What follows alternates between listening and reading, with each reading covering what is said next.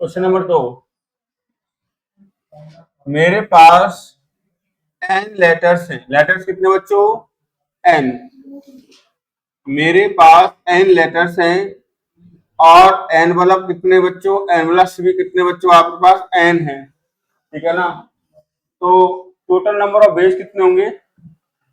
Total number of ways रखने के total cases बता दो पहले तो मुझे। टोटल केसेस कोई फटाफट से। टोटल केसेस कितने होंगे बच्चों आपके पास? देखिए कितना होंगे। पहले लेटर के पास कितने एनवलप? एन। दूसरे के पास, तीसरे के पास, ऐसे करेंगे कि एन की पावर एन हो जाएगा इस तरीके से, ठीक है ना। एन की पावर कितना हो जाएगा? एन हो जाएगा, ठीक है। क्लियर हुआ सारे बच्चों को? अच्छा, फेवरेबल केसेस की बात करते हैं। किसकी बात करते हैं बच्चों? फेवरेबल केसेस की बात करते हैं। अब फेवरेबल केसेस के अंदर उसने बोला है कि all the letters are in wrong envelope. ऐसे बोला है कि all the letters are in wrong envelope. तो यहाँ पर फेवरेबल केसेस की बात कर रहे हैं तो कोई भी लेटर अपने सही एनवलप में नहीं जाना चाहिए, ठीक है ना। तो उसको किस तरीके से देखेंगे, इधर देखें। ये मेरे हिसाब से ऐसे होना चाहिए कि अगर एन लेटर्स है, एन मतलब एन एनवलप है, ठीक है ना। तो पहले लेटर के पास एन चॉइस, दूसरे के पास n-1, तीसरे के पास n-2, ऐसा होना चाहिए। एक एनवलप में तो एक लेटर जाएगा, इसलिए नहीं समझे क्या? क्लियर है ना? ठीक है ना। उस हिसाब से होना चाहिए टोटल केस। एन की पावर कितना, सॉरी एन फैक्टर होना चाहिए उसके कितना आना चाहिए? N factor. पहले लेटर के पास चॉइस एन, दूसरे लेटर के पास, तीसरे लेटर के पास n-2, इस तरीके से कितना आ जाएगा आपका? 3 × 2 × 1, तो कितना आ जाएगा आपका? n factor. क्लियर है? अब फेयरवेल केसेस की बात करते हैं तो फेयरवेल केस कितने होंगे आपके? एक काम करते हैं, ये कह रहा है कि सारे के सारे लेटर्स अपने सही जगह पर जाने चाहिए, ठीक है ना। सारे के सारे लेटर सही जगह पर जाएंगे, उसका एक ही केस होगा, वो तो एक ही केस होगा। जैसे अगर मैं बात करता हूँ कि भाई एन एनवलप है और उनके regarding n address, sorry n letters हैं और एन एनवलप है, उन पर उनके रिगार्डिंग एड्रेस लिखे हुए हैं, तो अगर सारे के सारे एन लेटर्स सही एनवलप में जाएंगे, उसका एक ही तरीका है, एक ही तरीका, उनका कोई तरीका है ही नहीं दूसरा। समझ में आया कि नहीं आया? तो हम ये काम करते हैं कि हम उसकी प्रोबेबिलिटी निकाल लेते हैं जब सारे के सारे लेटर्स सही एनवलप में चले जाएं, और टोटल प्रोबेबिलिटी में से यानी कि 1 में से वो प्रोबेबिलिटी हटा देते हैं। क्या आपको बात समझ में आई? क्या कहने की कोशिश कर रहा हूं आप लोगों से? समझे बात को? क्लियर है? तो एन लेटर्स अपने सही जगह पर जाएंगे, उसका एक तरीका एक ही है, उसकी कोई चॉइस दूसरी नहीं है। तो अगर हम बात करें तो उस केस में क्या हो जाएगा आपका, ठीक है, उस केस में हो जाएगा, उसके लिए फेवरेबल केस तो एक ही होगा। उसके लिए फेवरेबल केस कितना होगा? एक होगा। अब हमको निकालना है कि रॉन्ग एनवलप में जाना चाहिए, मतलब वो क्वेश्चन ऐसा कह रहा है कि सभी रॉन्ग एनवलप में जाए जरूरी नहीं है, और सबके साथ सही जगह पर नहीं जाना चाहिए। हो सकता है कि एन में से n-1 सही जगह चले जाएं, n-2 सही जगह चले जाएं, 2 गलत जगह चले जाएं। निर्वाह सब कुछ सही नहीं होना चाहिए, कुछ तो गलत होना चाहिए उसके अंदर, ठीक है ना। तो उसके लिए क्या प्रोबेबिलिटी होगी? टोटल प्रोबेबिलिटी कितनी होती है? 1 माइनस इसकी प्रोबेबिलिटी कितनी हो जाएगी? 1/n factorial. क्या ये बात समझ में आया सारे बच्चों को? अरे बोलो क्लियर है ये वाला सवाल आपको? बोलो बेटा। ठीक, क्वेश्चन नंबर 7 देखेंगे। An ordinary cube has 4 blank faces, one face marked 2 and one face marked 3। देखो क्वेश्चन नंबर कौन सा आपका? क्वेश्चन नंबर है 7।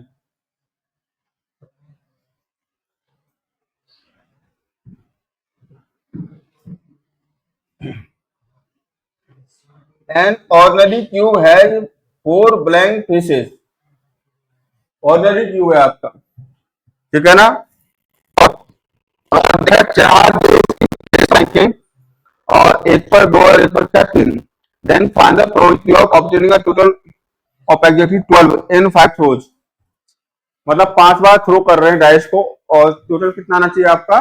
12 आना चाहिए। मतलब एक बार थ्रो किया, जो भी नंबर आया उसको लिख लिया, तो दूसरी बार थ्रो किया, जो भी नंबर आया उसको उसमें ऐड कर दिया।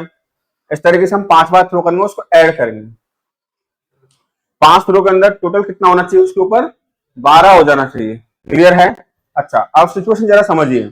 एक डाइस हमको दे रखी है और डाइस के 2 फेसेस पर ही कुछ ना कुछ नंबरिंग लिखी हुई है, बाकी 4 फेसेस क्या है, ब्लैंक है। ये बात समझ में आया कि नहीं आया? यदि मैं टोटल केसेस की बात करता हूं तो टोटल केस तो कितने होंगे बताओ?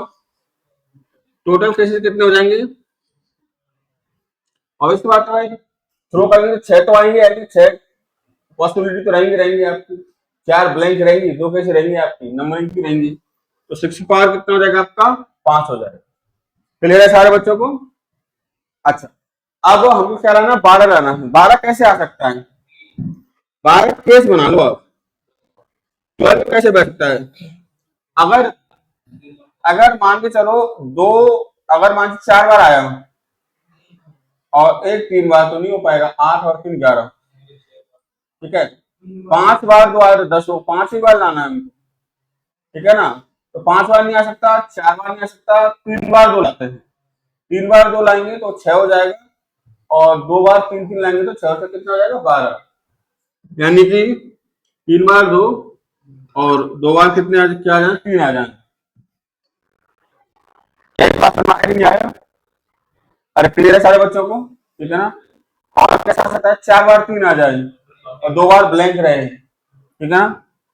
और कौन सा केस हो सकता है कि 4 बार 3 आ जाए और 2 बार क्या रहे आपका?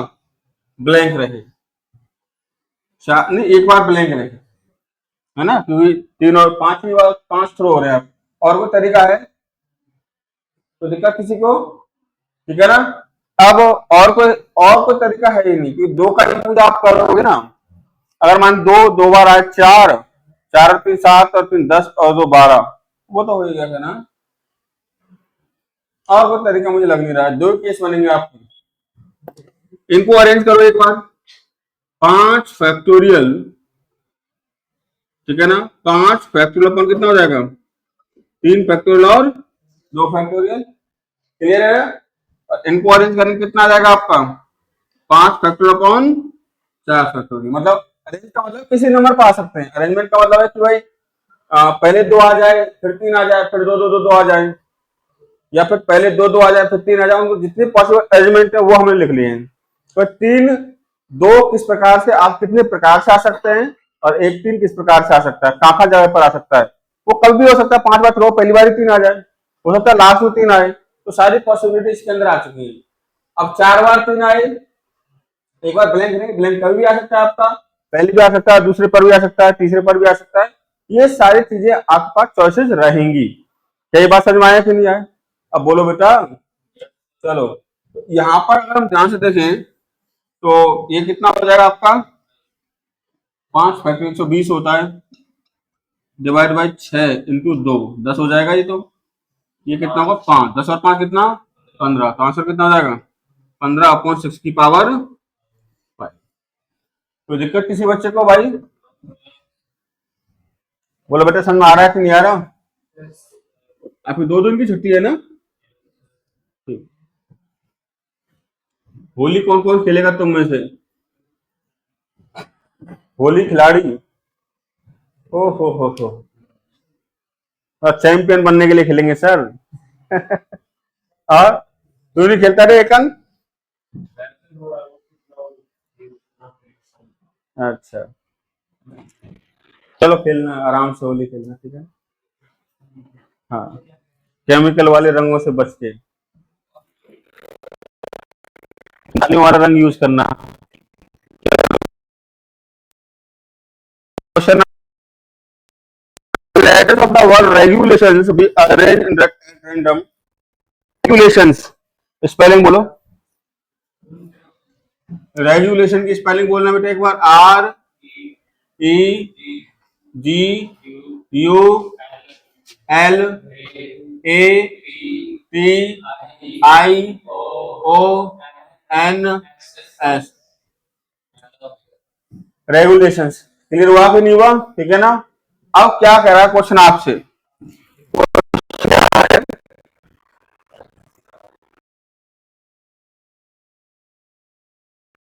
The letters of the regulations B arrange at random, सबको रैंडमली अरेंज किया गया है, ठीक है ना। तो अरेंज करो, टोटल नंबर ऑफ बेस क्या होंगे आपके, आठ कितनी बार आ रहा है, रिपीट कर रहा है कोई इसमें, कोई रिपीट कर रहा है क्या, गजब, 1 2 3 4 5 6 7 8 9 10 11। तो टोटल नंबर ऑफ वर्ड्स कितने बचेंगे, टोटल नंबर ऑफ वर्ड्स, तो टोटल वर्ड्स कितने बनेंगे आपके 11 फैक्टोरियल। क्लियर है भाई, यहां तक बात समझ में आया कि नहीं आया, ठीक है। अब आगे क्वेश्चन क्या कह रहा है आपसे, be arrange at random, find the probability that there will be exactly 4 letters between R and E. तो केसेस आपको बनाने पड़ेंगे, आर और ई के बीच में कितने लेटर्स होने चाहिए, 4। चलिए 1 2 3 4 5 6 7 8 9 10 और 11। आर यहां पर आ जाए, 1 2 3 4, ई यहां पर आ जाए, पहला केस तो ये बनेगा। हाँ, आर और ई को हम इंटरचेंज कर सकते हैं, वो कोई बड़ी बात नहीं, वो केसेस हम अलग से नहीं बनेंगे, इस बात का ध्यान रखिएगा, ठीक है ना। अच्छा 1 2 3 4 5 6 7 8 9 10 और 11, आर यहां पर आ जाए 1 2 3 4, और ई यहां पर आ जाए 1 2 3 4, 2 2 4, ठीक है।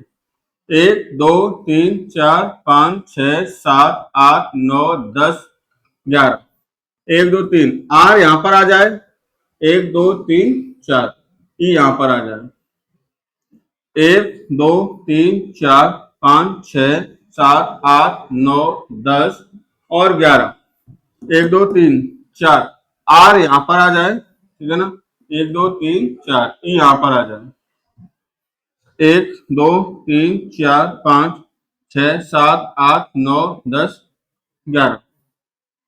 तो आर यहां पर और ई यहां पर, एक केस और बचा है, 1 2 3 4 5 6 7 8 9 10 11, आर यहां पर आ जाए और ई यहां पर, ये केसेस आपके बनेंगे। यहां तक कोई दिक्कत हो तो बोलो, अरे यहां तक बात समझ में आई सारे बच्चों को, ठीक। अब सीन क्या है, सीन बोलो, सीन क्या है। पहले तो दो लेटर ये रे, 10 में से कितने सेलेक्ट कर लो, 4 सेलेक्ट करने पड़ेंगे भाई, सॉरी 9 में से 11 है ना, दो तो यहाँ पर आ गए, 9 में से 4 लेटर सेलेक्ट करो, उनको यहाँ पर अरेंज कर दो, बाकी बचे हुए को यहाँ पर अरेंज कर दो। क्लियर हुआ कि नहीं हुआ, तो क्या हो जाएगा आपका, 9 में से कितने लिए, 4 इंटू कितना, 4 फैक्टोरियल इंटू इंटू कितना, एक कितनी जगह बच गई, 1 2 3 4 5 इंटू कितना आएगा, 5 फैक्टोरियल इंटू आएगा 2, बोलो 2 क्यों आया है, आर और भी तो इंटरचेंज हो सकते हैं आपके। क्लियर हुआ कि नहीं हुआ। अब ये सेम केस हर जगह चलेगा आपका, यही चीज हर जगह चलेगी, इसमें भी आपका क्या होगा, 4 फैक्टोरियल होगा, बाकी बची हुई जगह पर 5 फैक्टोरियल होगा, और फिर 2 से मल्टीप्लाई होगा, क्योंकि आर और ई भी अपनी पोजीशन इंटरचेंज कर सकते हैं। क्या बात समझ में आ रही कि नहीं आ रही। तो इसी में हम लोग क्या कर देते हैं, किससे मल्टीप्लाई कर देते हैं, 1 2 3 4 5 6 केस बन गए, कितने केस बन गए, 6। क्लियर है कि नहीं, अरे बेटा आ रहा है कि नहीं आ रहा समझ में। तो प्रोबेबिलिटी कितनी हो जाएगी हमारी, डिवाइड बाई 11 फैक्टोरियल, दिखना आंसर आ रहा है कि नहीं आ रहा, आंसर कितना इसका,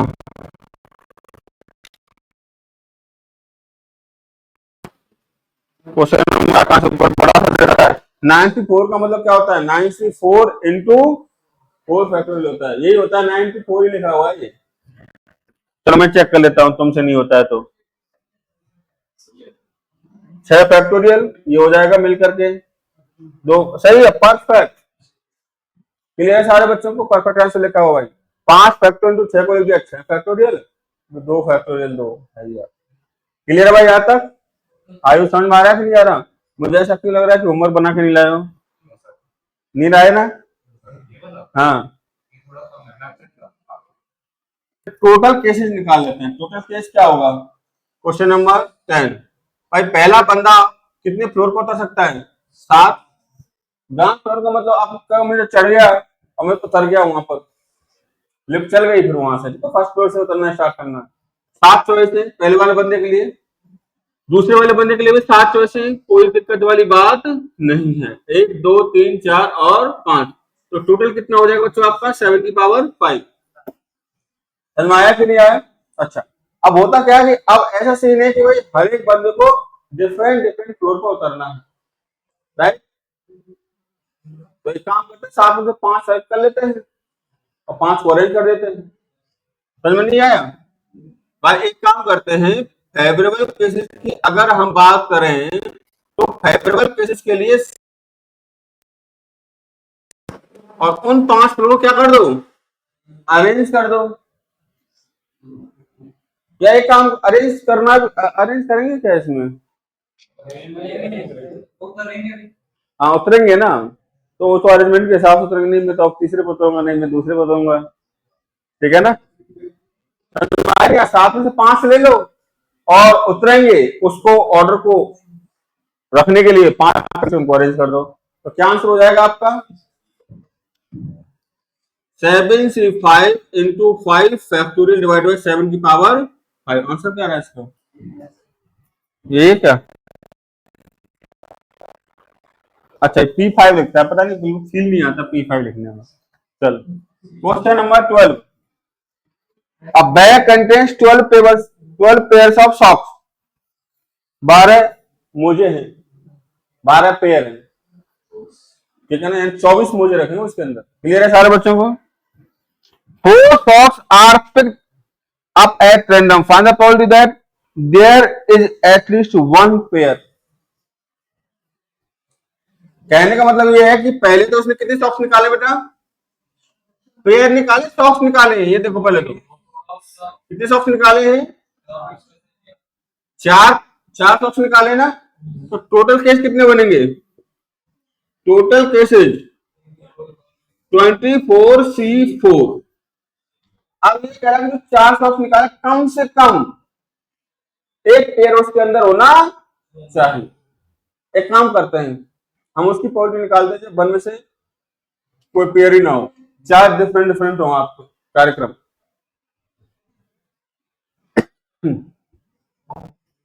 समझे कि नहीं?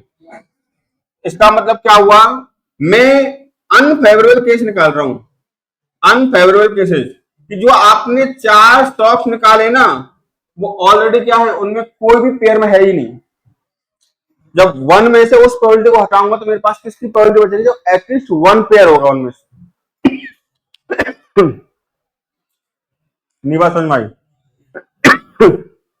जब कभी आपको एटलीस्ट 1 की कम से कम कोई एक की प्रोबेबिलिटी निकालनी हो, तो हम लोग क्या करेंगे? 1 में से कोई नहीं की प्रोबेबिलिटी को हटा दो, कम से कम कोई एक का प्रोबेबिलिटी आ जाता है उसके अंदर। कई बार समझ में आया कि नहीं आया?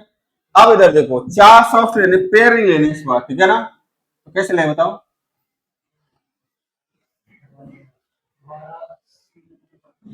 हम्म 12 से 4 में से तो 12 पेयर हैं, वो तो 4 पेयर लेगा क्या? गुड भाई, 12 पेयर है, 12 पेयर को अलग करो, उन 4 को फेंको वहां से, हटाओ उनको। अगर उनमें से लेंगे दिक्कत हो जाएगी ना। तो 12 में से क्या कर लो? 4 सॉक्स ले लो, 12 सॉक्स में से 4 सॉक्स, बाकी तो उनके साथ वाले हैं वो पेयर। 12 में से 4 पेयर नहीं, पेयर में से पेयर नहीं आ रही, एक 12 सॉक्स में से 4 सॉक्स आ रहे हैं। क्या ये बात में आया कि नहीं आया? अरे बोलो हाँ है ना? तो अब आंसर क्या होगा? मतलब 12C4 अपॉन 20C4, ये उसका आंसर है जब कोई भी पेयर में नहीं है 4 में से। अब इसको किसमें सेपरेट देंगे? 1 में से, तो आपका आंसर आ जाएगा। आंसर क्या दे रखा है? क्या?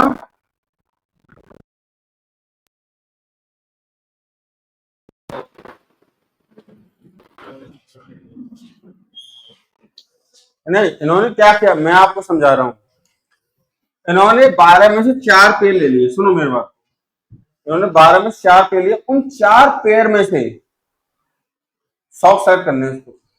जब पहले पेयर में से सॉक्स लेने हैं तो फ्री चॉइस नहीं, भाई मैं इस पैर के क्यों भी ले सकता हूँ, इस पैर के क्यों भी ले सकता हूँ, पेयर तो अलग अलग होता है ना।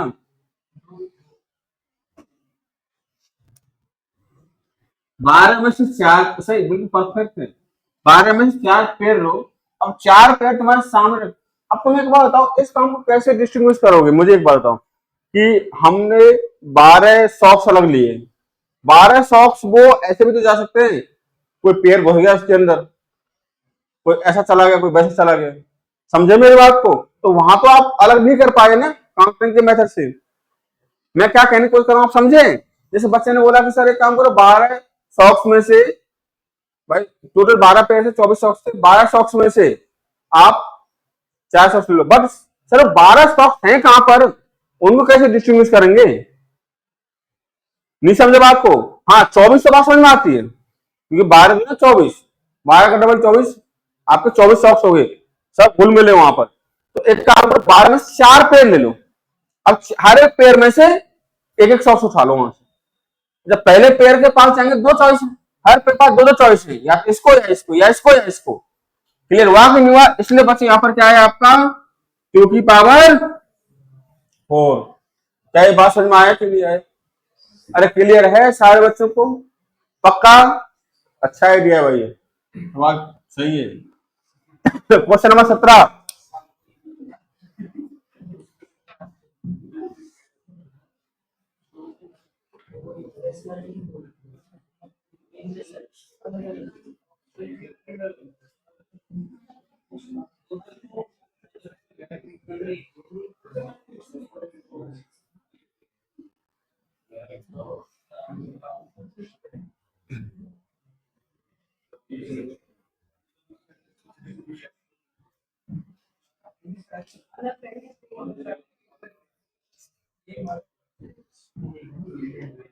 क्वेश्चन नंबर 17 देखे सारे बच्चे, क्वेश्चन नंबर 17 क्या करें समझते हैं बात को। क्वेश्चन नंबर 17 क्या करा आपसे, if two distinct numbers m n from the set 1 to 3 से लेकर के 100, मतलब 1 2 3 4 से लेकर के 100 तक कुछ नंबर्स हैं आपके पास होते, ठीक है ना। इसमें से 2 नंबर्स निकाले गए हैं, कितने नंबर्स निकाले गए बच्चों, 2 नंबर्स निकाले गए हैं, ठीक है ना। कहां गया भाई, ये रहा 2 number, then find the probability that 2 की पावर n प्लस 2 की power n plus 1 divisible by 3। ओहो, 2 की पावर n प्लस 2 की power n plus 1 divide by 3 आ जाए, तो 3 से डिविजिबल कब होगा ये, चलो इसमें लॉजिक लगाते हैं। पहले टोटल केस बता दो, सबसे आसान काम कर लिया करो पहले आराम से बैठ के, ताकि कॉन्फिडेंस बढ़ जाता है उससे। कितने नंबर निकालने हैं, 2, 100 से एक काम तो खत्म कर दिया। अब दूसरा काम खत्म करना है, किससे डिविजिबल करना है आपको, 3 से। चलो थोड़ा दिमाग लगाते हैं, 2 की पावर m को लिख दो 3 माइनस 1 की पावर m, 2 की पावर n को लिख दो 3 माइनस 1 की पावर n प्लस 1। यहाँ तक कोई डाउट है किसी को, ये बाइनोमियल थ्योरम याद करो, ये कितना हो जाएगा m c 0 3 की power m minus m c 1 3 की पावर m माइनस 1, ठीक है, से लेकर के कार्यक्रम चलता रहेगा कहां तक, एम सी एम, ठीक है, और यहां पर आएगा -1 की पावर m, ओके, यहां तक। इससे पहले आएगा आपका एम सी एम माइनस 1 3, और यहां पर क्या हो जाएगा आपका क्लोज, इसमें क्या होगा 3 माइनस 1 की पावर 1, 3 माइनस 1 की पावर n, एन सी 0 3 की पावर n माइनस, अरिया नहीं आया, क्यों नहीं आया, तुम्हारे तो खांसी जुकाम होता है ना, तब तुम नहीं आते हो, मेरी पूरी जीप छाले हुए पड़े तभी बोल रहा हूँ। इतनी खराब हुई पड़ी है, पूछो मत, खाना नहीं खाया था मुझे। हैं? रेहान की? हाँ, हो गया। हाँ तो खांसी बिना सिरप लिए नहीं जाएगी।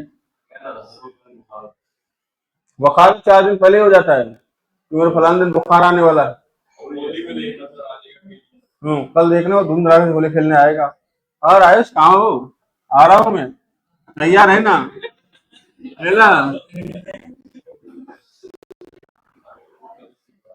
अरे यार मैथ वाला कल ऐसे से कह रहा था, अरे वो ऐसे ही कहता रहता है, अपन तो मजे करें क्या? सही बोला ना? सही बोला ना? हाँ यही बात है बिल्कुल, ठीक है ना? यही फर्क होता है, बच्चे बाहर पढ़ने जाते हैं और यहाँ रह करके पढ़ रहे हैं। नॉन सिंसियर स्टूडेंट, वो नाला कितनी बार सुन चुका है, उसको इस बार बहुत अच्छे सुनाऊंगा, आने दो उसको। कितनी बार सुन चुका है वो मुझसे। जब कॉम्प्लेक्स नंबर पढ़ा रहा था तो वो गायब था, और कॉम्प्लेक्स नंबर के 2 क्वेश्चन आएंगे हैं क्या?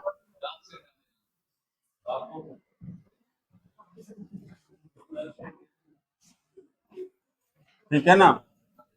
एक साल के लिए तो भूल ही जाओ, छुट्टियों को तो भूल ही जाना चाहिए। अब ये चीज, ये डिस्कशन पता नहीं, तभी बच्चों का एग्जाम निकलता ही नहीं।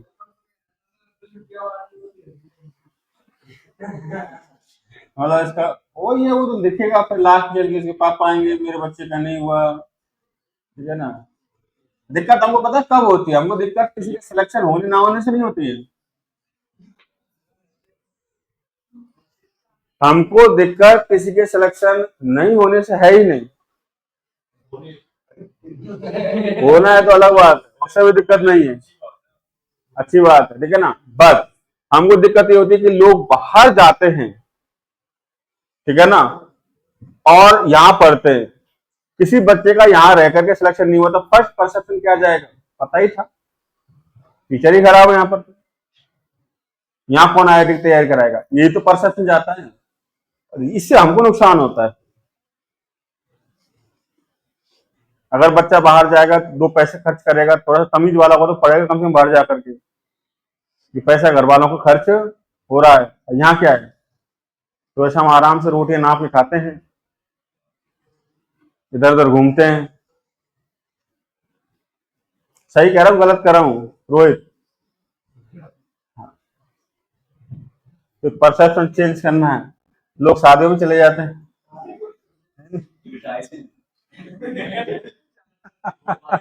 उसमें एक मिठाई सही थी, पता है कौन सी? बेसन की मिठाई थी, और बेसन की मिठाई के उसमें 2 पीस थे, वो मैं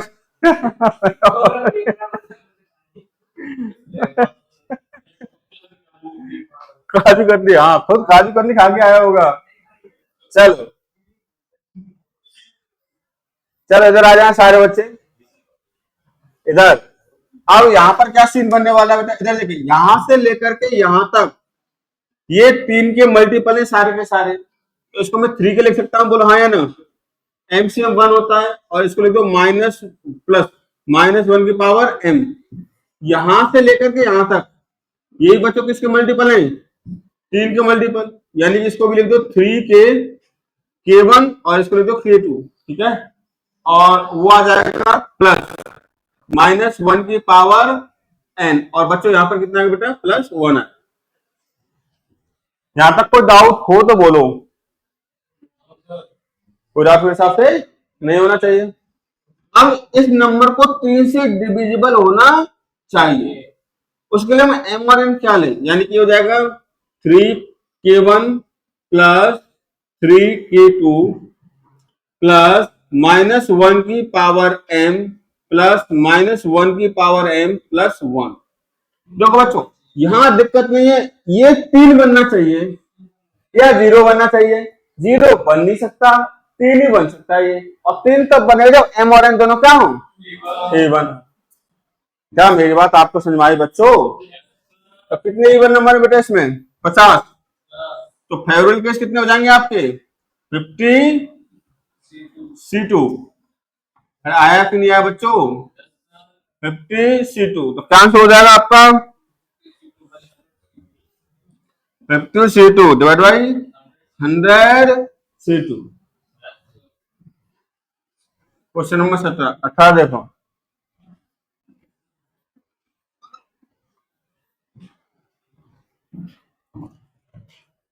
चलो, two numbers A and B are chosen as random from the set of from first 30 natural number.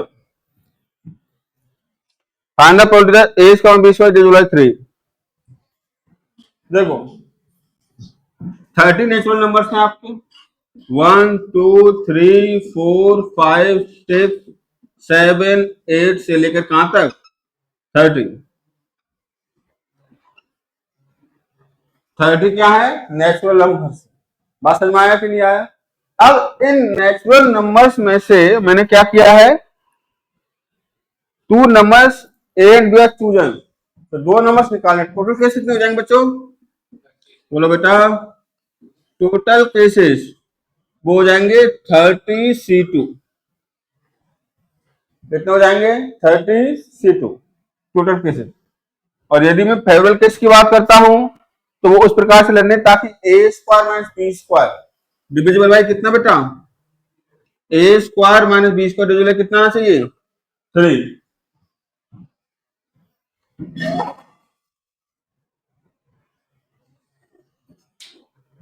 देख लो यार,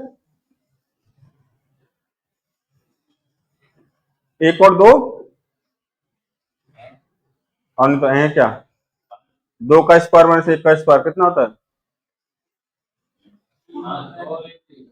है ना। एक और दो गलत है क्या, तो क्या दिक्कत है, अगर माइनस है 3 से डिविजन नहीं है क्या ठीक है ना, एक और दो हो गया। अच्छा थोड़ा सोचते हैं कैसे, ज्यादा टेंशन लेने की जरूरत नहीं है, इसको फैक्टराइज करो।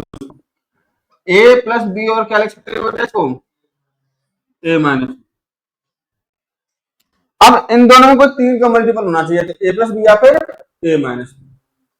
देखो 3 का मल्टीपल कैसे बन सकता है, 1 और 2 से बन सकता है, ठीक है ना।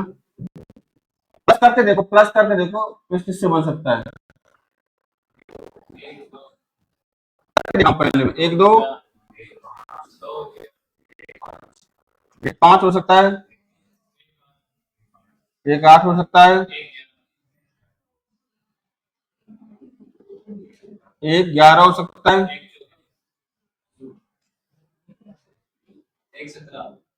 यार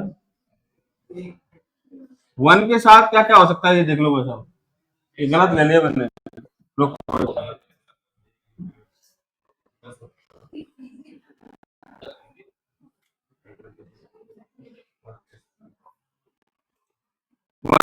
सकता है, 8 हो सकता है, 11 हो सकता है, 3 3 ऐड कर दो ना इसमें, 14 17 20 23 26 और 3।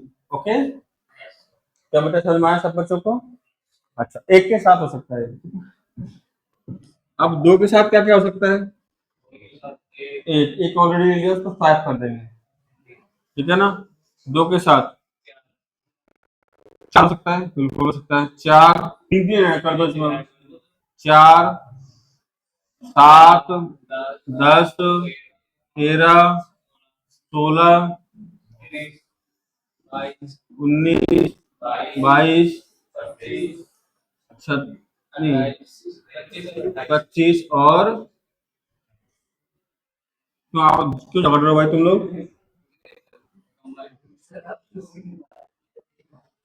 ऐसे तो बहुत केस बनेंगे ना।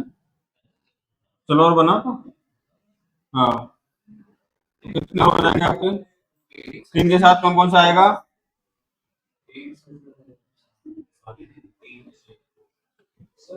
हाँ 1 2 3 4 5 6 7 8 9 10, 1 2 3 4 5 6 7 8 9, इसमें 8 आएंगे, है ना। बट इसमें एक काम करना है, इसमें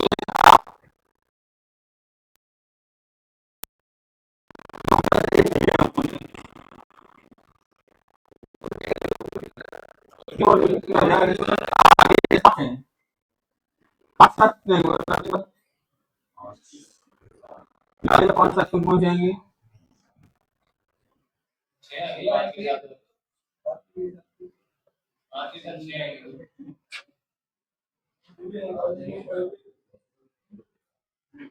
एक मत लेना।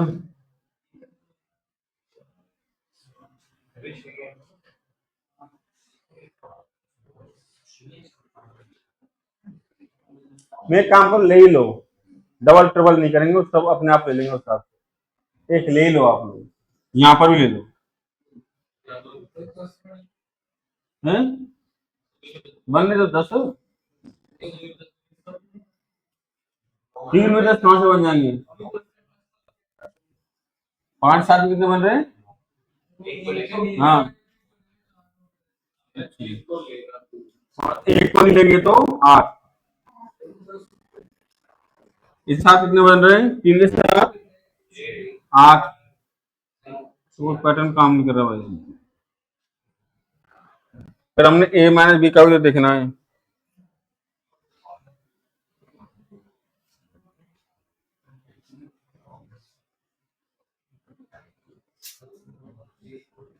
इसके अलावा और कोई तरीका हो सकता है काउंटिंग का?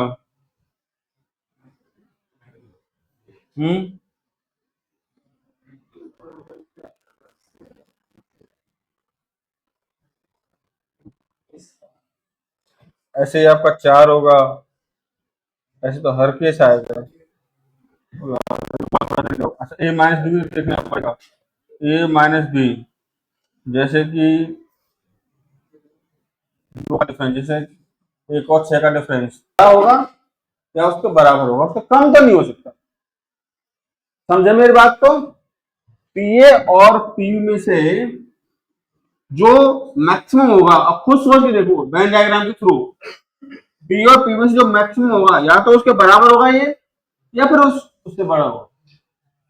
समझ नहीं? एक तो ये वाला कॉन्सेप्ट है, एक है पी ए इंटरसेक्शन बी, ये लेस देन इक्वल टू होगा किससे? किससे लेस देन इक्वल टू होगा? Minimum of P A and P B.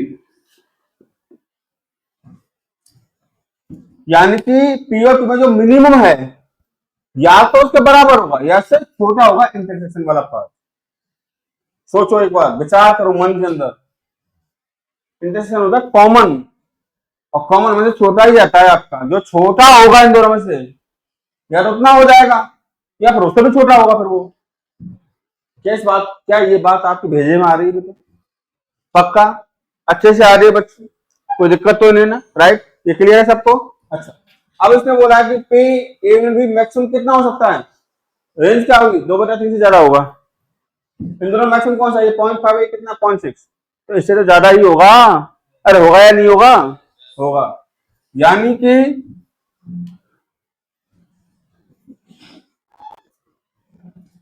P A union be greater than equal कितना होगा आपका?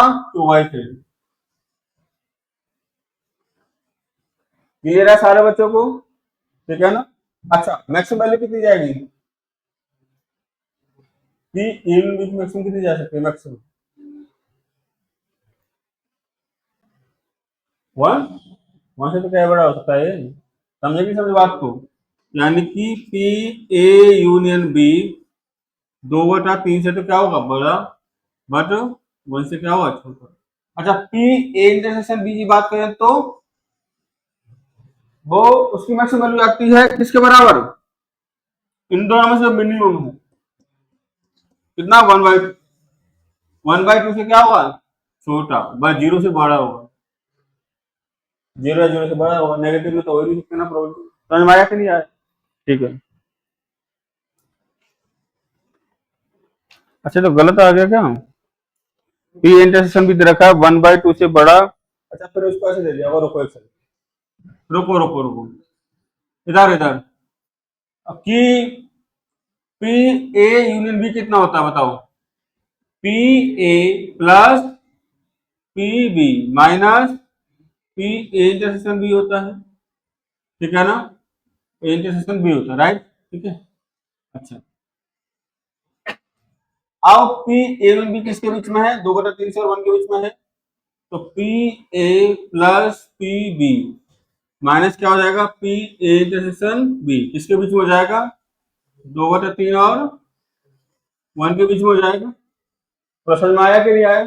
अच्छा, P A plus P B कितना होगा, P A plus P B बोलो तो 1/2 plus 2/3 minus P A intersection less than equal कितना हो जाएगा, 1 हो जाएगा।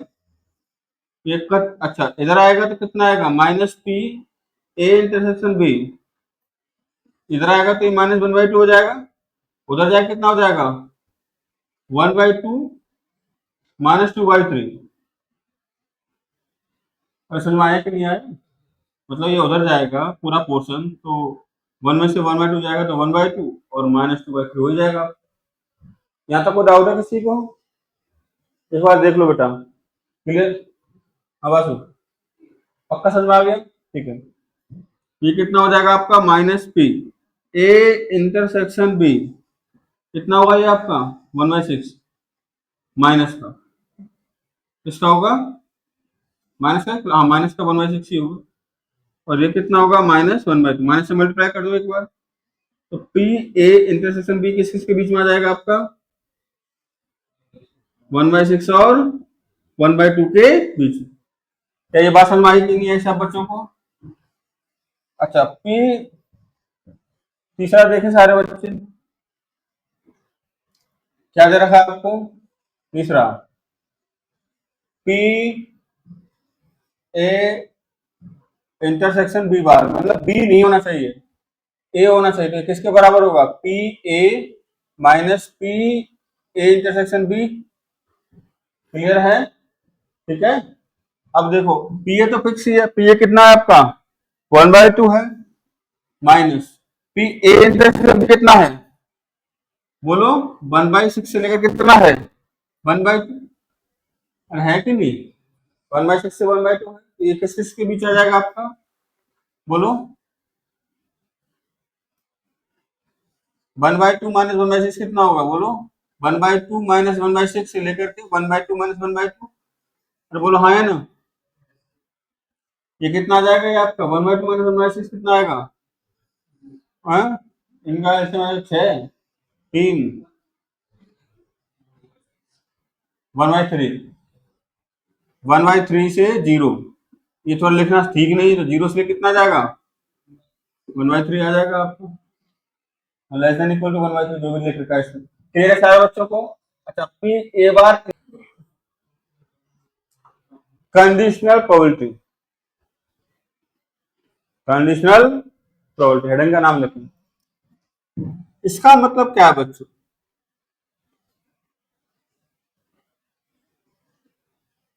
पहले ध्यान से समझेंगे इसको, बहुत ही ध्यान से, ऐसे समझते हैं सवाल को। अभी तक हम कैसे सॉल्व कर रहे थे सवाल को कि भाई एक बॉक्स है, उस बॉक्स में 3 रेड बॉल हैं और 4 ब्लैक बॉल है, ठीक है ना,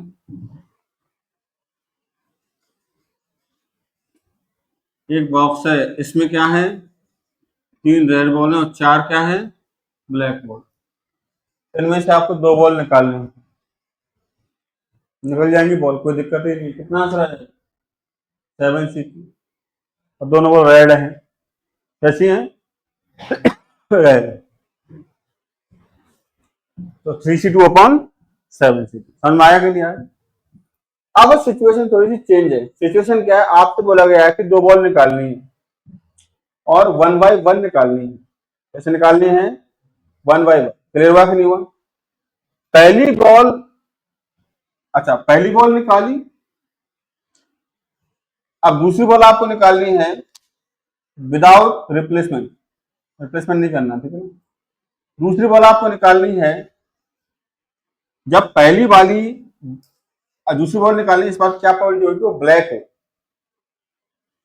जब पहली बॉल रेड आए तब,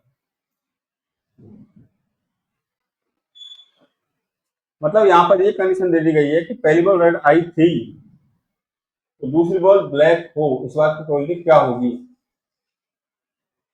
समझे बात को।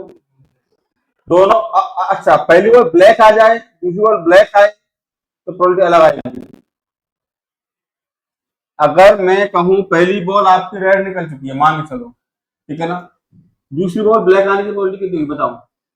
4/6।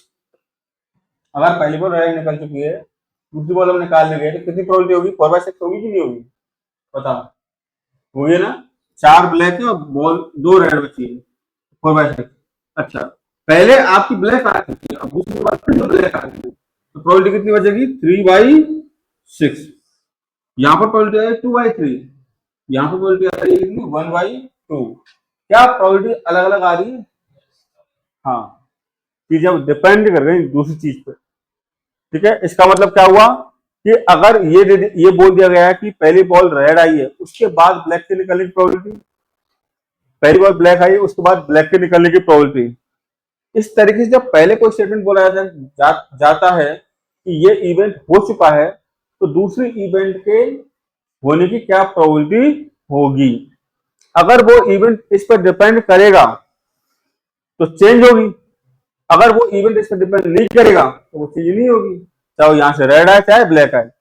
अगर इसी क्वेश्चन को मैं इस तरीके से बोलूं कि भाई आपने 2 बॉल निकाली, बट पहली बॉल निकाली फिर उसको रिप्लेस कर दिया आपने, ये ऐसा क्वेश्चन कैसे बोला गया है? पहली बॉल निकाली तो क्या कर दिया आपने?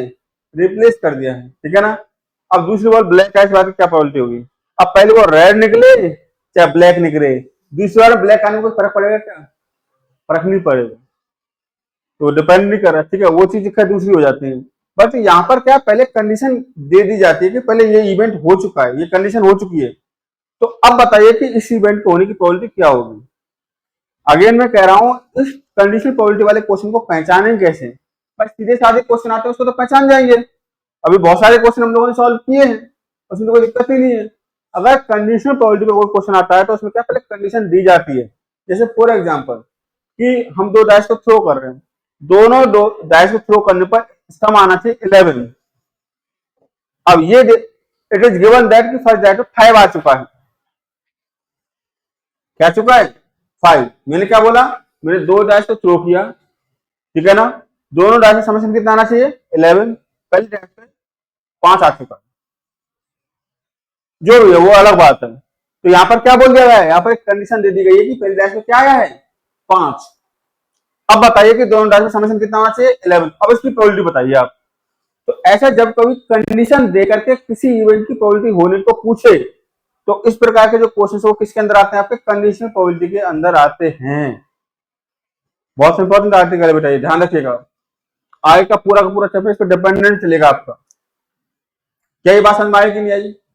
अगर दूसरी इवेंट, अगर कोई इवेंट हो चुका है, उसके बाद दूसरी इवेंट के होने की प्रोबेबिलिटी को निकालते हैं, तो उस केस में वो किसका सवाल होता है? कंडीशनल प्रोबेबिलिटी का सवाल होता है। अब कंडीशनल प्रोबेबिलिटी में होता क्या, उसका स्टेटमेंट किस तरीके से लिखा जाता है, जरा उसको समझते हैं। लिखा ऐसे जाता है कि जैसे 2 इवेंट है, एक इवेंट E1 है और एक इवेंट क्या बच्चों आपका E2। मैंने कहा कि भाई E2 हो चुका है, क्या हो चुका है? E2। E1 के होने की प्रोबेबिलिटी क्या होगी? ठीक है ना, if E2 had occurred, had occurred, then occurrence, then probability of occurrence of, then probability of occurrence of E1। ये जो स्टेटमेंट है उसको मैथमेटिकली कैसे लिखते हैं? जो हो चुका है उसको लिखते हैं नीचे, क्या हो चुका है? E2। इसके बाद क्या होना बाकी है? E1। जो होना बाकी है उसको लिखते हैं ऊपर, और ये बराबर होता है कि E1 इंटरसेक्शन E2, इसका फॉर्मूला होता है कंडीशनल प्रोबेबिलिटी का divide by occurrence of E2। जैसे मैंने एग्जांपल देता हूँ थोड़ी देर पहले, क्या दिया था कि 2 डैश को आप थ्रो कर रहे हो, ठीक है ना, 2 डैश क्या कर रहे हो आप लोग? थ्रो। हमको प्रोबेबिलिटी निकालनी है कि सम ऑन 2 डाइस कितना आना चाहिए? 11।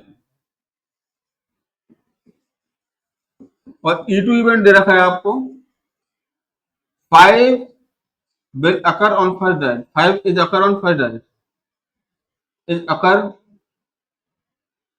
on first dice. 5 is occur on first dice. ऐसे बोला गया, ठीक है ना।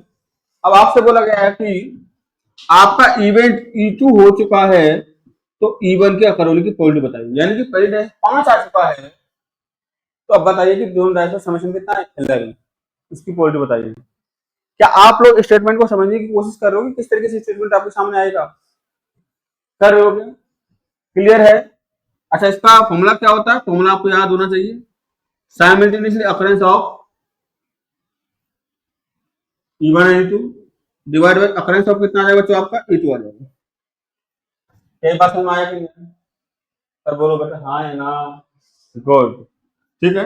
अच्छा, पहली डाइस में 5 आएगा, इसकी प्रोबेबिलिटी बताओ पहले। तो टोटल डाइस कितने होंगे? 6 इंटू 6। और प्रोबेबिलिटी कैसे निकालेंगे? टोटल कैसे 6 इंटू 6। पहली डाइस में 5 आएगा, उसकी क्या होगा? क्या क्या फेवरेट कैसे बनेंगे? 5-1, 5-2, 5-3, 5-4, 5-5 और 5-6। E2 की बात बता रहा हूं मैं, E2 के होने की प्रोबेबिलिटी निकाल रहा हूं भाई। मुझे एक बात बताइए कि E2 के होने की प्रोबेबिलिटी क्या होगी आपकी?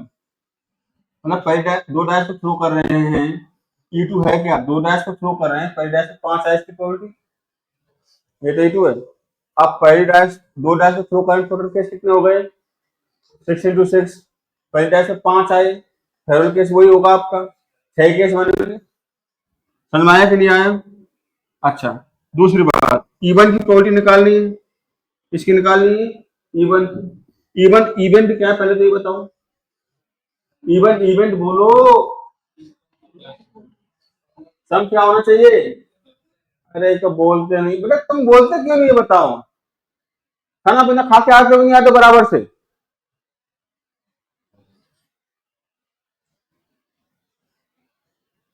समझो खुद ही।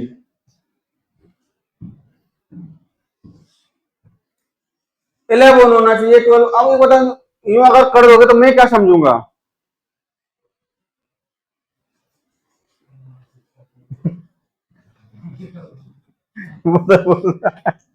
उसके ऊपर क्यों लगा रहा है? सर मैं आया कि नहीं आया? तो बरसा बेटा थोड़ा जोर से बोलो, सम क्या होना चाहिए? 11। सम क्या होना चाहिए जिया? 11 ऐसे बोल सकते हैं ना।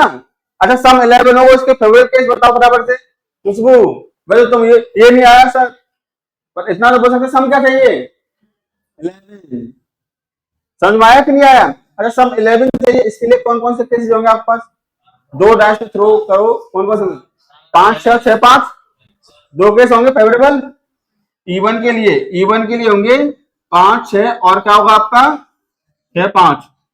तो कितना हो जाएगा आपका? 2-6 हो जाएगा। बोला आया कि नहीं आया? पर हालांकि इसके लिए हमको इसकी रिक्वायरमेंट नहीं, इसकी प्रोबेबिलिटी हम लोग को ध्यान से। एक तो E2 के रिक्वायरमेंट है और एक E1 इंटरसेक्शन E2 की रिक्वायरमेंट है। तो एक काम करो, E1 इंटरसेक्शन E2 में कौन कौन से एलिमेंट आएंगे? E1 में तो यार, E2 में तो यार है, E1 मारे ही तो कौन कौन सा हो गया आपका बताओ? सिर्फ और सिर्फ 5-6। आयुष तुझे बोलूं अलग से क्या? हाँ सर, क्या होगा इंटरसेक्शन? एक ही होगा 5-6, ठीक है। इसकी प्रोबेबिलिटी क्या होगी बच्चों आपकी? मतलब एक ही आउटकम है, टोटल कितने थे? 36। अरे आया कि नहीं आया? अच्छा, प्रोबेबिलिटी कितनी हो जाएगी आपकी? E2 हो चुका है, तो E1 के होने की प्रोबेबिलिटी, E1 इंटरसेक्शन E2 की probability that is 1/36 upon E2 की प्रोबेबिलिटी कितनी है? 6/36। कितना आ गया आंसर? आंसर होगा 1/6। अरे समझ में आया कि नहीं आया? कंडीशनल प्रोबेबिलिटी के अंदर क्या होगा, आपको कोई ना कोई इवेंट पहले करके दे देगा, वो हो चुकी होगी, क्वेश्चन नहीं बोलेगा हो चुका है फलाना, अब उसका होना बताओ। तो फॉर्मूला क्या होता है ये? अरे क्लियर है सारे बच्चों को? पक्का? लिखना स्टार्ट करो, स्टेटमेंट लिखो इसके अंदर पहले। The probability of occurrence of an event E1, the probability of occurrence of an event E1,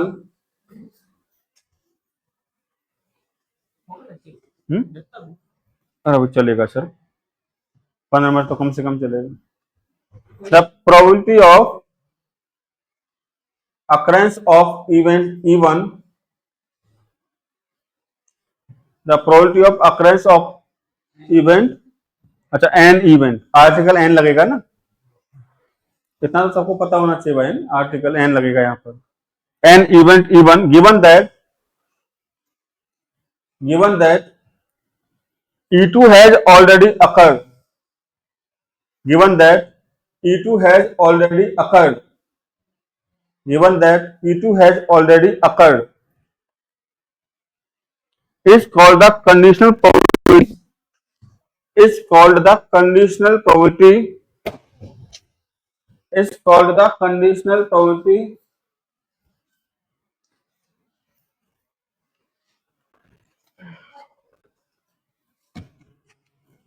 is called the conditional probability is called the conditional probability of occurrence of E1, is called the conditional probability of occurrence of E1, is called the conditional probability of occurrence of E1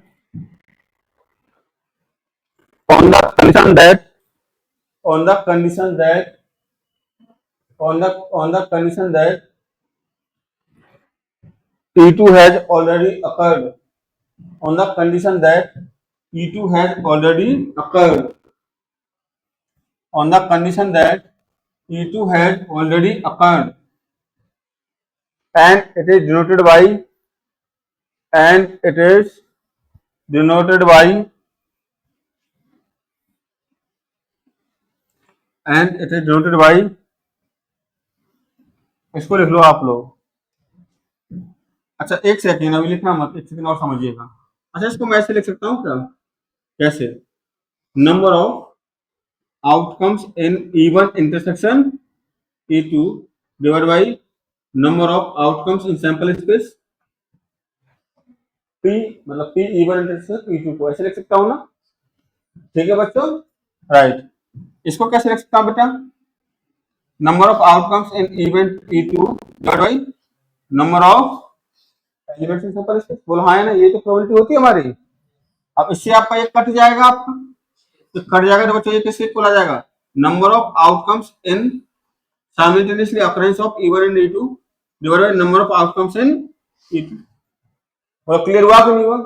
and इसका मतलब ये हुआ कि अगर आपका event E2 हो चुका है तो E1 के होने की प्रोबेबिलिटी क्या होगी, या तो आप ऐसे लिख लो, probability of simultaneously occurrence of E1 and E2 divide by probability of occurrence of E2, या फिर number of outcomes in E1 and E2 divide by number of outcomes in E2।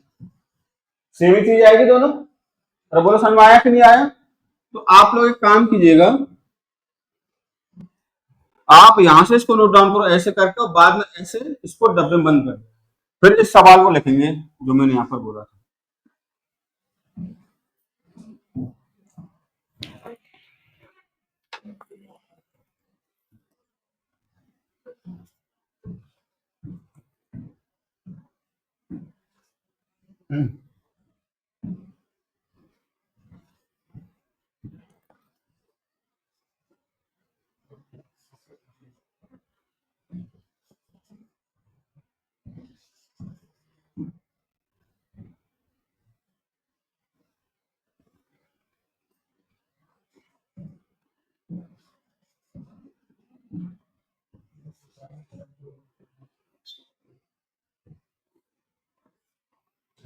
सभी बच्चों को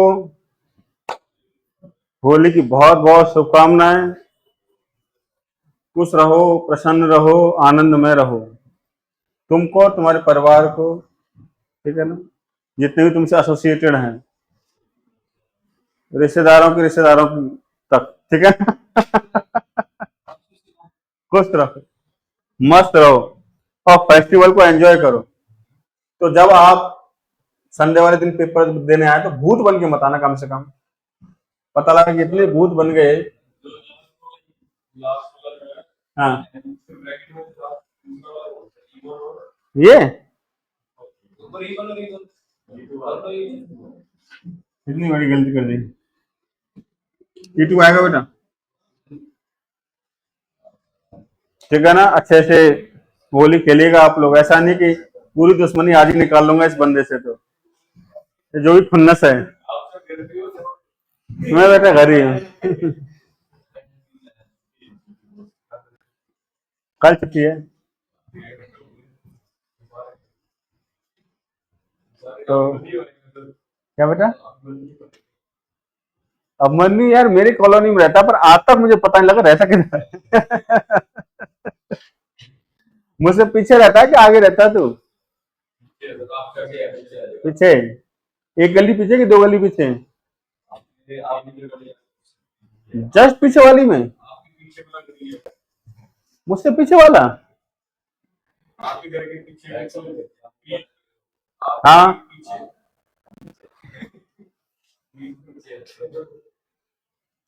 मेरे पीछे एक फैमिली, मतलब फैमिली क्या है, फैमिली रहती है शायद वो ऊपर। तो अच्छा, वो तुम्हारे घर है वो तो।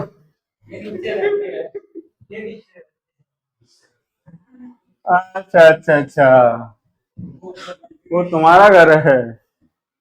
कभी तुमको ऊपर देखा नहीं मैंने, 1.5 साल हो गए। नहीं, बीच में रेंट पर नहीं था वो, बीच में काफी दिन खाली रहा, खाली रहा है ना। चलो भाई, उसमें शायद वो डॉक्टर लोग रहते हैं, इसमें साई हॉस्पिटल में काम करती हो, है ना, वो रहते हैं।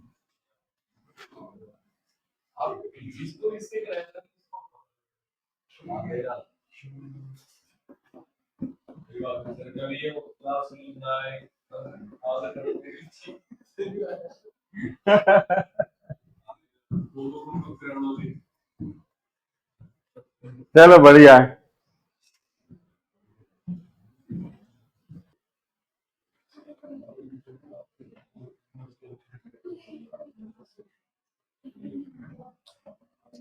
चलिए,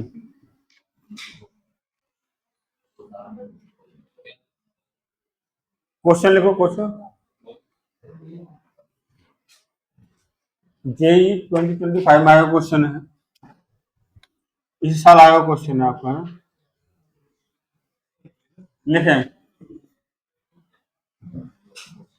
if A and B are two events such that। अच्छा, ये 1/2 आंसर आ सबका आ गया क्या? मुझे बताना है क्वेश्चन को, है, बताऊं? देखिए, वो बंदा किसी फेल हो चुका है, हिंदी में, हिंदी में फेल हो चुका, वो नीचे आएगा। उसके बाद इंग्लिश में फेल होने की प्रोबेबिलिटी हमको निकालनी, कि किसके बराबर हो जाएगा, कि वो हिंदी और इंग्लिश दोनों में फेल हो जाए, और हिंदी में फेल हो जाए उसकी प्रोबेबिलिटी। हिंदी और इंग्लिश दोनों में फेल हो रहा है, उसकी प्रोबेबिलिटी कितनी होती है? 10% है ना। तो 10% मतलब 10/100 प्रोबेबिलिटी है वो। परसेंट, 2%, 3% देता हूँ प्रोबेबिलिटी, मान के चलो आप 10/100 हो जाएगा। और हिंदी में फेल होने की प्रोबेबिलिटी कितनी है आपकी? 20/20% है, तो 100 से 100 गया तो कितना आंसर आ गया? 1। बोलो समझ में आया कि नहीं आया? अरे क्लियर है सारे बच्चों को? लिखें नेक्स्ट। ये 2025 में पूछा गया क्वेश्चन है, इस साल ही पूछा है। लिखें एक बार। If if capital A and capital B, if A and B are two events such that, if A and B are two events such that probability of simultaneously occurrence of A and B, probability of simultaneously occurrence of A and B is 0.1, and probability of A when B has already occurred, and probability of B when A has already occurred. are the roots of the equation, are the roots of the equation, are the roots of the equation, are roots of the equation 12x square minus 7x plus 1 equals to 0, equals to 0. Then the value of P A bar union B bar divided by value P A bar intersection B bar, इसकी value आपको बतानी। चलिए भाई लग जाओ काम पर। पिछले साल पूछा है क्वेश्चन है भाई।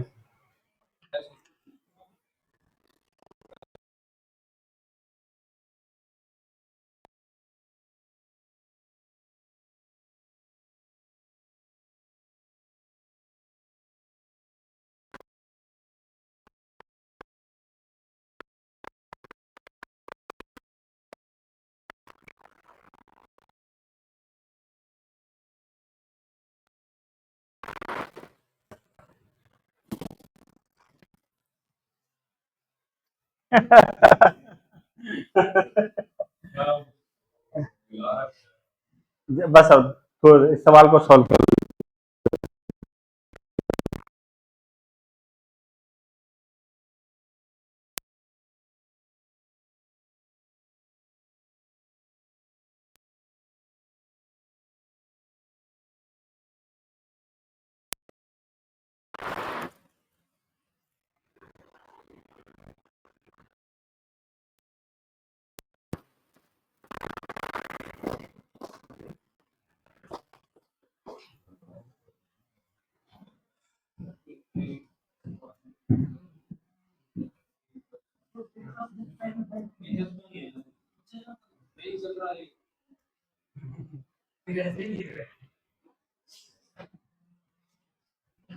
चलिए भाई सवाल को सॉल्व करें।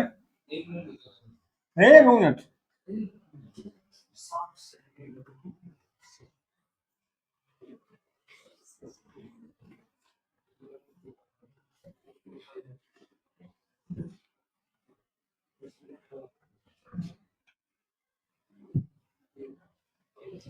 इधर देखे सारे के सारे बच्चे, ये किसके बराबर होगा? इसको मैं लिखता हूँ 1 minus P A intersection B का होल बार।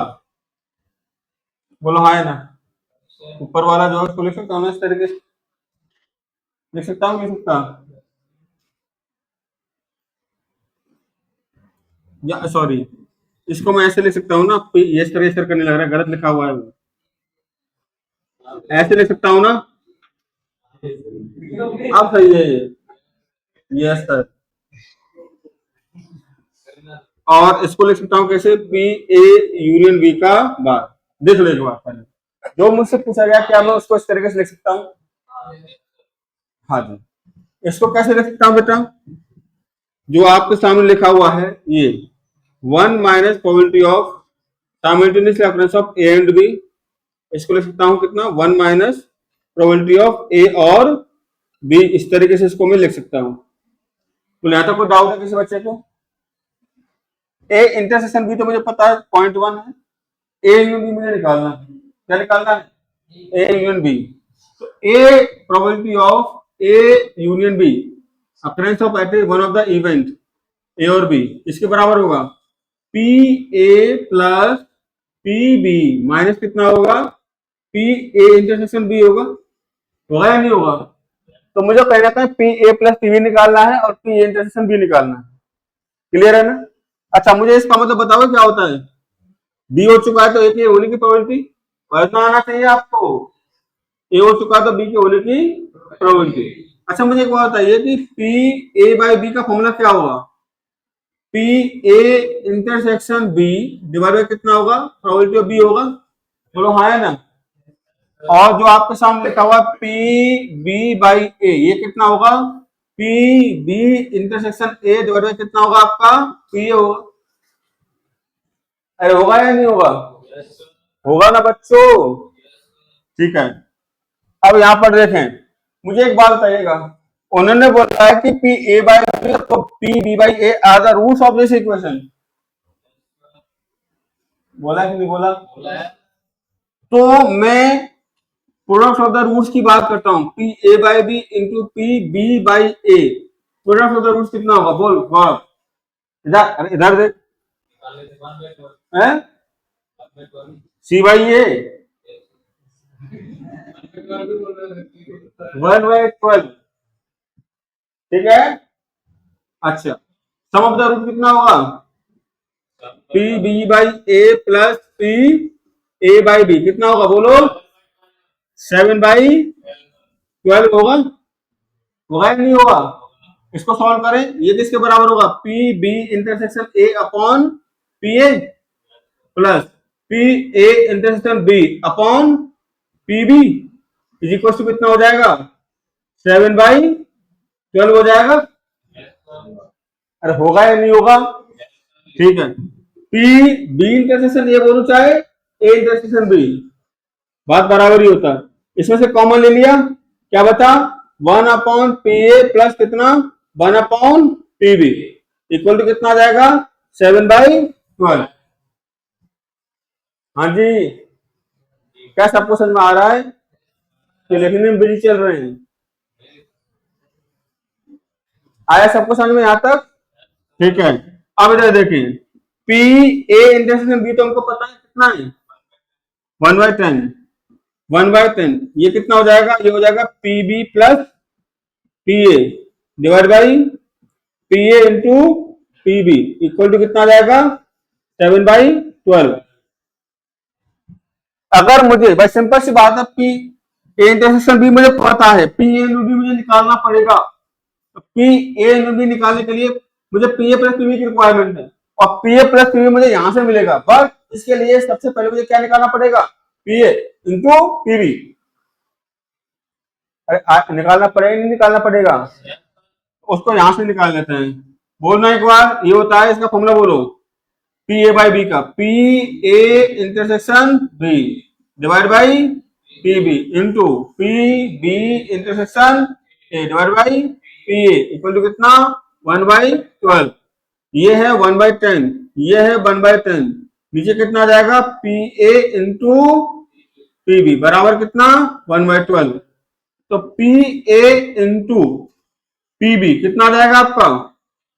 आ जाएगा 12/10 इंटू 10, तो कितना आ जाएगा? 2 पंजे 10, 2 चुटकी 12, 2 तिया 6, 25, 3/25। आयुष, ओ भाई रामानुजन, ये समझ में आया कि नहीं आया बच्चों को? अब बेटा इसकी वैल्यू यहां पर 1/10 P A plus P B divided P A into P B कितना हो गया? 3/25 बराबर कितना? 7/12, ठीक है ना? ये कितना हो जाएगा? 5 × 25, 5 दूने 10, तो यहां से P A plus P B बराबर कितना आ जाएगा? 3 × 6 × 12, 35/2 आ रहा है क्या? देखना एक बार यार,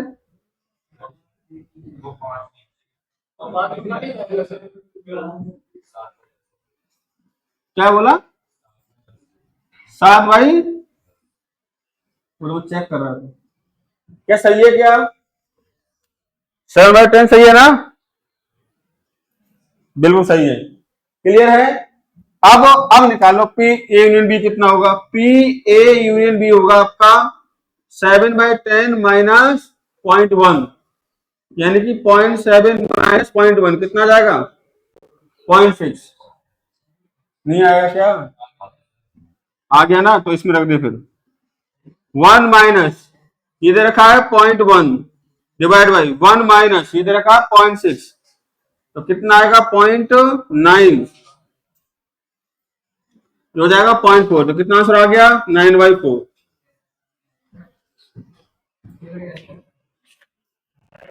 9/4 इज द करेक्ट आंसर। चलो नोट डाउन कौन करेगा इसको? मैथड अलग नहीं होना चाहिए था, ये होना चाहिए था।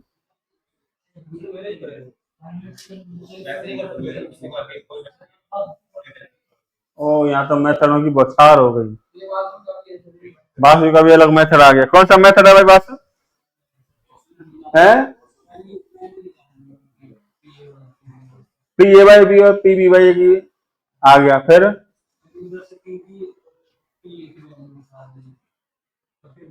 वहां से तो पी इंटू पी बी है, मतलब अच्छा वहां से। अच्छा अच्छा, ऐसे किया है क्या? बहुत तेजस्वी लोग हैं तुम लोग। गुड, वेरी गुड, ठीक है ना, बहुत बढ़िया, ऐसे किया है ना, सही है, कोई गलती नहीं है उसमें।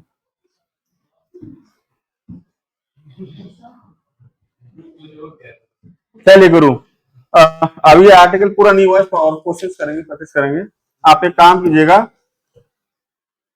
होमवर्क सुनो पहले तो। कितने दिन की छुट्टी है? 2। हाँ, परसों की भी छुट्टी है।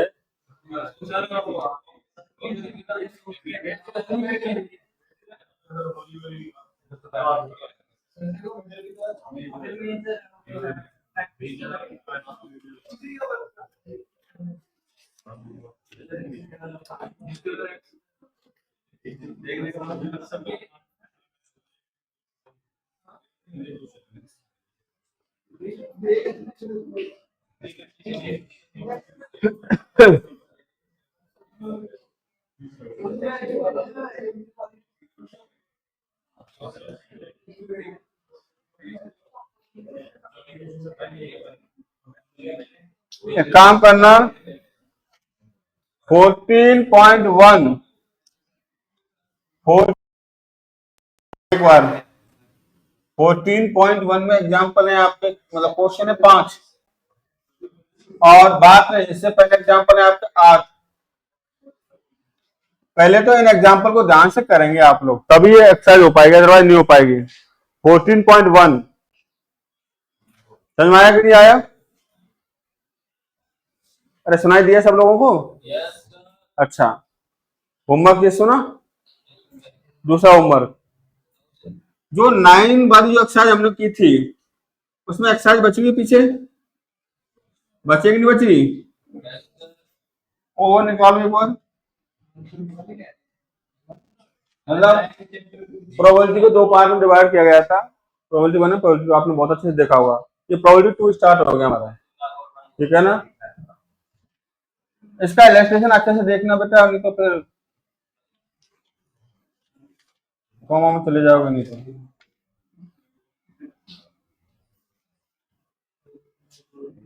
इसमें काम करेंगे हम लोग, क्वेश्चन नंबर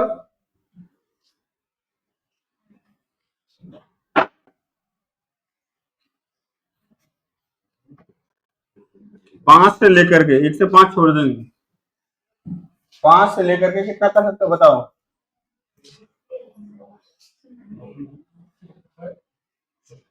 एक दिन तो होली खेलनी है।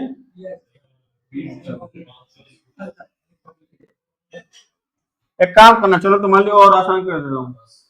जो 14.1 है ना, उसकी एक्सरसाइज मत बनाना, एग्जाम्पल जरूर देख करके आना, सॉल्व है, आराम से समझना उनको देख करके। अब मेरे लिए बहुत फायदा हो जाएगा, थोड़ा सा स्पीड अप हो जाएंगे वहां से, यहाँ से निकलना है ना, थोड़ा सा घूस पोछ वाला सिस्टम है यहाँ पर। एग्जाम्पल बहुत अच्छे दिखाएंगे, ठीक है। 8 ये हो गई, और 5 से लेकर के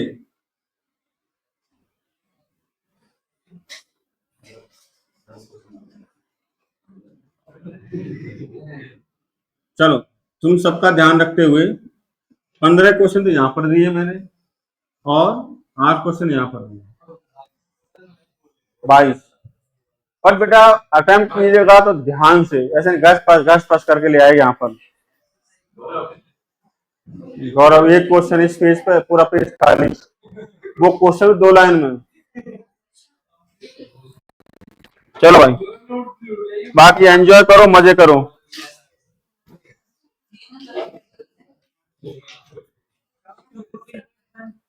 हाँ जी।